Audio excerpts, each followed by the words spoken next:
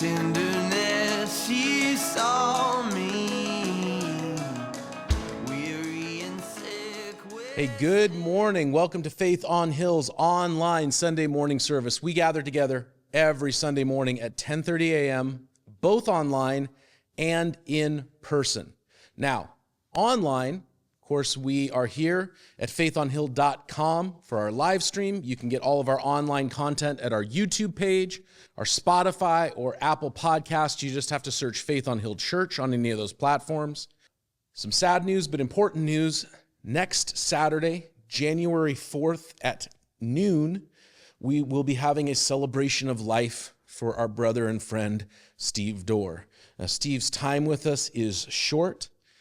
We don't know how long Steve has left, but it's not long.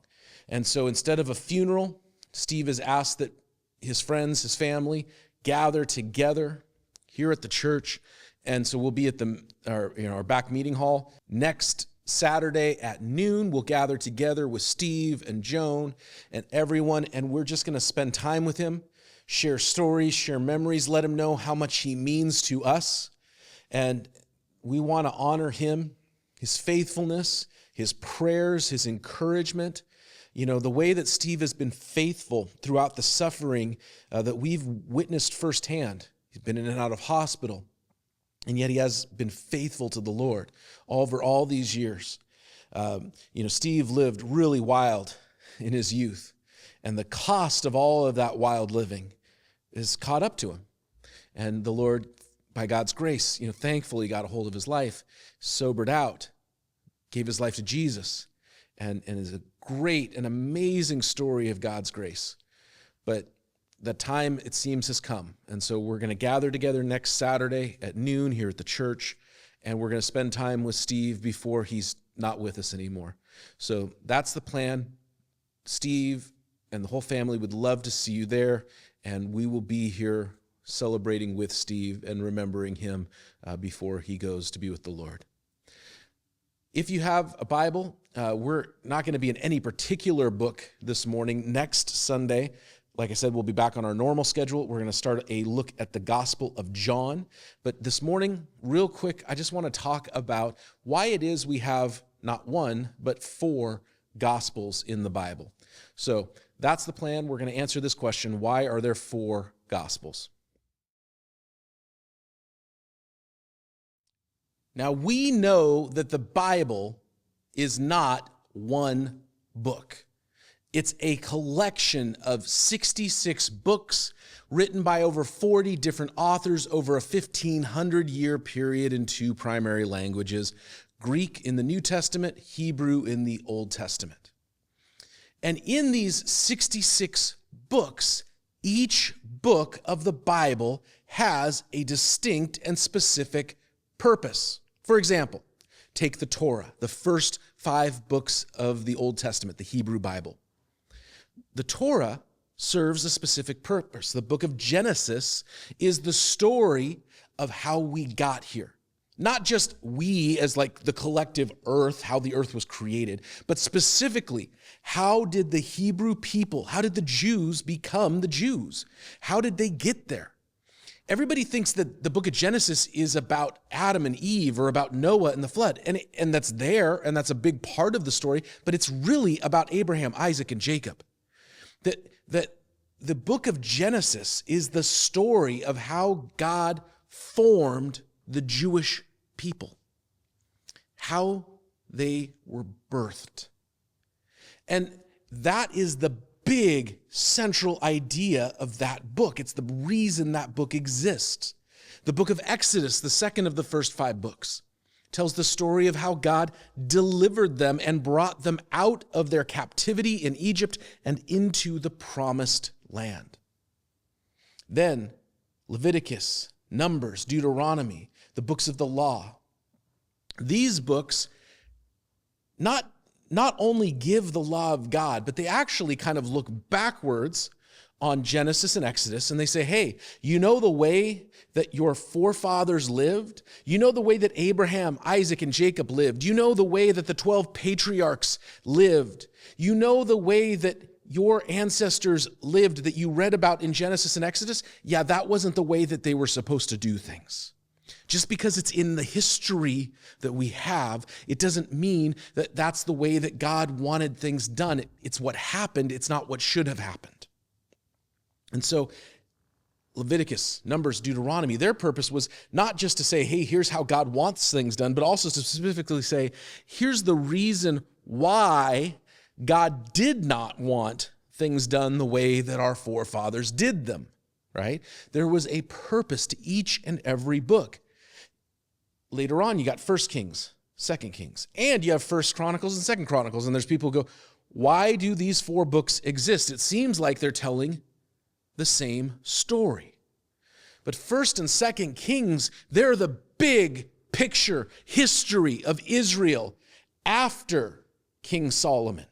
From the time after King Solomon, when the nation of Israel was split in two, the northern kingdom of Israel, the southern kingdom of Judah, it tells that big picture story from after King Solomon until the Babylonian captivity. 1 and 2 Chronicles is a tight, narrow view of the kings of the southern kingdom of Judah. And instead of the big picture and the overall story, it focuses in tightly on what happens in a specific king's lifetime and how God deals with them specifically. You see, there's a different purpose and intention for each book of the Bible. You get into the New Testament. The book of Acts was written by Luke to give a historical account of the actions of the apostles and the start of the church in Jerusalem, and as it spread out into southern Europe up into about 60 AD, which was to the time that Luke was writing. Whereas, 1 Corinthians was written not as history, but it was Paul, the apostle, answering questions that Christians in the city of Corinth had written to him. They'd written a letter. They had questions. Hey, this is going on. We have a question about this. This guy over there is doing that thing. Is that okay? Can Christians do that? They had a bunch of questions, and Paul was writing them back answers to their questions. And then in 2 Corinthians, they wrote back with more questions. They said, okay, cool. Hey, we did these things. We have more questions, and then here's what we did in response to your first letter. And then Paul writes back and he says, hey, that's great. Seems like you went a little extreme. I didn't mean for you to do that, so maybe back it off a little bit. Oh, and here's the answers to the questions that you had as follow-ups. Whereas, like 3 John, he wasn't dealing with answering questions. He heard about a situation, and the Apostle John was dealing with that situation. Hey, I heard about this. This needs to get dealt with. So there are different reasons why different books in the Bible were written. Now, there's not one story of Jesus. There are 4 accounts of the life of Jesus, the 4 Gospels: Matthew, Mark, Luke, and John. Matthew, of course, one of the 12 disciples. John, one of the 12 disciples. Mark is mentioned in the Gospel of Mark, mentioned in the book of Acts, and mentioned in some of the writings of Paul. Mark was likely a young teenager, like 13-ish, when Jesus was crucified. He was likely there at the Last Supper. Maybe it was his parents' house that was being used for the Last Supper. He was there, likely at the Garden of Gethsemane when Jesus was betrayed and arrested. He was there with Paul and Barnabas on their missionary journey, and then he flaked out. And for a while worked again with Barnabas, for a while worked again with Paul, and for a while worked with Peter in Rome. And that's what church history and tradition tells us, and it's thought that Mark's gospel is actually just a written account of Peter's oral gospel of Jesus. And so what we get when we read Mark is largely Peter's account of the life of Jesus to the Roman church, with Mark's own experience put in at the end where he was present. And then Luke was a traveling companion of the Apostle Paul, and it is believed that during the couple of years that Paul was imprisoned later on in his life in Israel, that Luke went around and talked to every eyewitness that he could who was still around. And he investigated and said, hey, here's everybody I talked to that was still around, who I could talk to. And this is the account. And so he wrote the Gospel of Luke and then the book of Acts during that window of time. And then John, I tend to put a later date on John's writing. And John was writing because the first generation of Christians had largely passed on. There's only a few of them like John who are left. There's a new generation that have come on, and it's a new generation. It's a new day. They have new questions. They have new issues. And so John says, hey, I saw Jesus. I was with Jesus. Let me tell you what Jesus would say to your generation, to your questions, to your issues. And that's really important. It's really important because Matthew, you see, was writing largely to Jewish people. He was the first, it is thought, to write a gospel account, the first to write, this is the good news of Jesus, when the church was still largely and predominantly Jewish people. And so he wrote to that audience. Luke, who is the only non-Jewish writer in the New Testament, was writing to a totally different audience, to largely Greek, cultural Greek people and non-Jewish people. So if you were a Jewish person that Luke was writing to, you were Jewish, but you were culturally Greek, and then you were non-Jewish and also culturally Greek. Two different audiences. Mark writing Peter's account specifically to Romans, and then John writing to a whole different generation decades later. So they were written for different purposes to different places, and this is important because John was speaking to a different group and time and target than Matthew was, right? That Matthew, one of the earliest to write any part of the New Testament, John, the last to write. And there were different points and places and different targets and audiences and demographics. They were speaking to different issues and questions and moments. Every book of the Bible has a purpose. And the reason we have 4 different accounts is that there were 4 different times and peoples and reasons to sit and to write. This is what we heard. This is what we saw. This is what we experienced concerning the life, the ministry, the teachings, the death, the resurrection of Jesus Christ. Now, what does that say to us? As we enter 2025, all of us need to recognize the day and the moment that we are in. A while back, I heard a preacher that I hadn't heard in many years. And I had listened to a lot of their sermons and Bible teaching decades ago. And I heard them for the first time and thought, are they just preaching? Is this an old sermon? Is this something, a repeat from 20 years ago? And no, it was brand new. But they were still preaching as if it was 1999, 2002, not 2024, 2025. They were speaking to the issues and questions of a moment that was long past, and not to the questions and the issues of today. And somebody might say, well, you know what, Adam? It's an older person. They're speaking to older people. They're not speaking to young people. Okay, fair.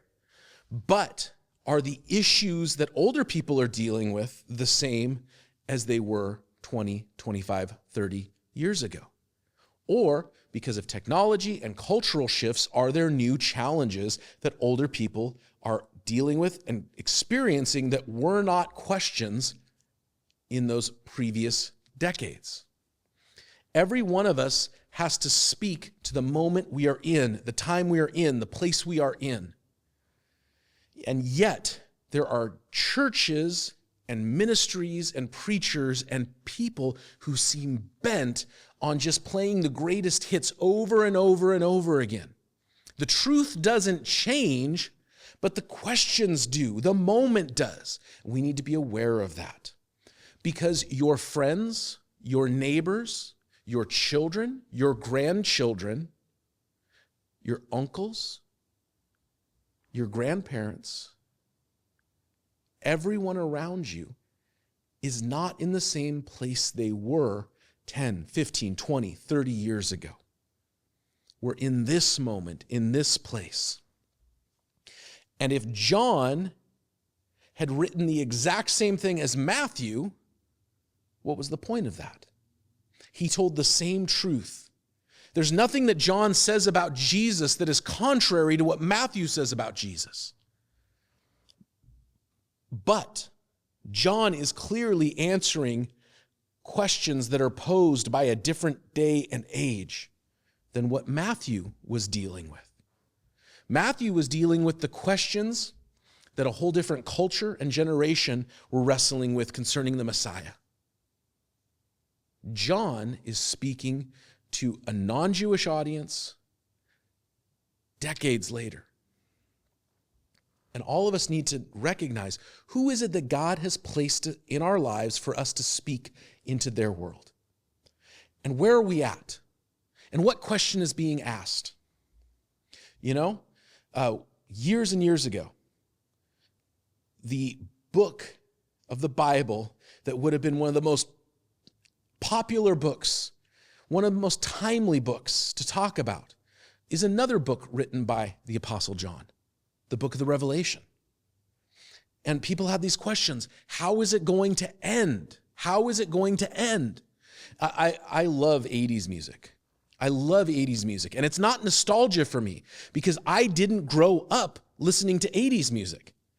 I grew up listening to church music in the 80s. And so I have a whole different set of music that I'm nostalgic for.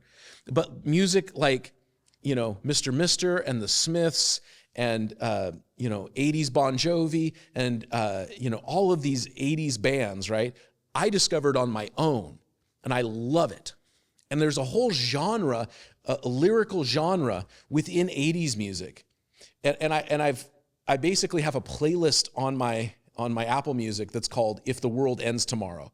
And it's all 80s songs that have this concept of what happens if they drop the bomb. Because young people in the 80s looked around at Gorbachev and Reagan and everything going on, and they said, what happens if World War III starts and I have no future? How is this all going to end? And so the book of the Revelation, teachings about the end times, spoke greatly to the questions of that generation. Is that the question that this generation in 2024 and 2025 are asking? They may start asking it again as we look around the world and we ask what's going on with China and what's going on with Russia and Israel. I can look at what's going on with podcasts and all the popularity of alternative media, and World War III is a heavy topic. So it may be that those questions start to be asked in a more direct way again. But for the moment, I don't see that as being a primary question asked. John was speaking to a different audience than Matthew. So we have to listen first. Listen first, speak second. And we listen first and speak second so that we can place others' needs before our own preferences. Let's be honest. There are things within our faith that are more interesting to us than other things within our faith. There are issues and topics in the Bible that we find more interesting than other issues and topics within the Bible. But what is it that your neighbor is asking? What is it that your coworker is asking? What is it that your children, your grandchildren, your uncle, your aunt, your parents, your grandparents, what are they asking with their words, with their actions, with their inactions? What questions are being asked in how they live their life, in what they choose to do and what they don't choose to do? And what does the Bible say about those things? To me, that is the beauty of the four Gospels. In that they speak to four different times and cultures and places and questions, it shows us that we can, should, and must do the same thing. Because Jesus is speaking his truth at all times and at all places to all the different questions that are out there. If we are listening so that we can know, how is it that we can answer? Because the hope of God is here for the brokenness of this world in 2025, just as much as it was in the year 25 AD, the year 1025 AD, or the year 1925 AD. God bless you. Can't wait to start the Gospel of John with you next week as we look at John chapter 1. Hey, Pastor Adam here. I want to say thanks for joining us again for another Sunday morning. Next Sunday, we will be back to normal. Small groups will be back starting up as normal. We've been on break through the holidays, but things will be starting back up. We'll be looking at the Gospel of John in the new year. So read ahead, John chapter 1. If you want to be a part of what's going on here at Faith on Hill, you can email smallgroups@faithonhill.com to find out about small groups. You can email office@faithonhill.com to find out about general inquiry questions. And if you want to support the work that God is doing here at Faith on Hill, you can go to faithonhill.com to our giving tab, and you can support what God is doing here. We were blessed over the holidays to be able to provide Christmas and some financial support to some families in need. We are always thankful that the Lord puts people in our path. Every year we say, man, who are you going to send this year, Lord? And this year was no exception. We're just like, oh, these are the people. And we're grateful that God puts these people in our path and we are able to help. And we're thankful for the support of people in our church who say, this is where God has called us to be, and we can come together, pool our resources, and then we can do the ministry God has called us to do. God bless you. We'll see you next Sunday at faithonhill.com and live in person at our building on Hill Road at 10:30 a.m.